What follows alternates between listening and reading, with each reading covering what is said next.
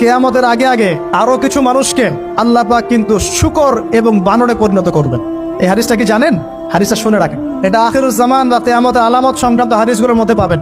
আল্লাহ রাসূল সাল্লাল্লাহু আলাইহি ওয়াসাল্লাম বলেছেন, কিয়ামতের আগে আগে আমার উম্মতের মধ্যে, ভালো করে শোনেন, কিয়ামতের আগে আগে আমার উম্মতের মধ্যে একদল মানুষ বের হবে যারা মদ পানকে হালাল মনে করবে। কাকে? মদ পান করাকে হালাল মনে করবে। যারা বাদ্যযন্ত্র, গায়িকা, নায়িকা এগুলো নিয়ে নর্তকী নাচাবে রাতের বেলা, এগুলোকে হালাল মনে করবে। যারা অশ্লীলতা, বেহায়াপনাকে জায়েজ করে নিবে, ঠিক আছে, এরকম কয়েকটা পাপের কথা বলে নবীজি বলছেন একদিন সকালবেলা আল্লাহ পাক তাদেরকে ঘৃণিত বানরে পরিণত করবে। এটা হবে সামনে, কখন কিভাবে হবে আল্লাহ ভালো জানেন। এবার আমি কনসেপ্টে চলে আসি। এই যে পৃথিবীতে নেমে আসলাম, তাহলে আমরা কোত্থেকে আসছি ভাই? আমরা কি পৃথিবীর অধিবাসী ছিলাম? আমরা জান্নাতে ছিলাম, ওখান থেকে আল্লাহ পাক পাঠিয়েছে। এবার পৃথিবীতে এসে আদম আলাইহিস সালামের যুগে খুব একটা দুর্ঘটনা ঘটে নাই, একটা ঘটেছে। কয়টা? একটা। ভাই হাবিলের কোরবানি কবুল হয়, কাবিলের অন্তর্দাহ হয়, জ্বালা হয়। কেন হাবিলেরটা কবুল হবে, কাবিলের কেন হচ্ছে না? এই হিংসার বশবর্তী হয়ে কাবিল হাবিলকে হত্যা করে ফেল। হত্যা করে লাশটা দাফন করার পদ্ধতিও তার জানা ছিল না। আল্লাহ কাককে পাঠালেন, কাককে দেখে সে শিখলো। প্রথম দুর্ঘটনা হচ্ছে হাবিল কাবিলের দুর্ঘটনা। বলে রাখি, আজকেও নিজের ভাইয়ের বেশে বহু কাবিল মুসলিম সমাজের মধ্যে ঘুরে বেড়ায়। নিজের ভাইয়ের লেবাসে, পোশাকে, সুরতেই বহু কাবিল এখনো কিন্তু মুসলিম সমাজে ঘুরে বেড়ায়। তো আমরা কাবিলদেরকে কাবিলের পরিণতি সম্পর্কে সচেতন করতে চাই।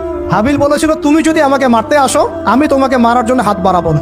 হাবিল জান্নাতে যাবে আর কাবিল জাহান্নামে যাবে। কেন কাবিল জাহান্নামে যাবে? নবীজি বলেছেন, পৃথিবীর প্রথম হত্যাকাণ্ড সংগঠিত করেছে কাবিল।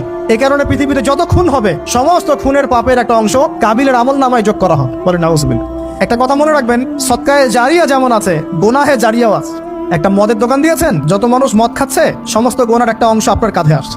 সিনেমা হল করেছেন, মানুষ সারাদিন নেকটা ছবি দেখে, নগ্ন ছবি দেখে, যত মানুষ এখানে পাপ করবে, সমস্ত পাপের একটা অংশ আপনার কাঁধে যাও।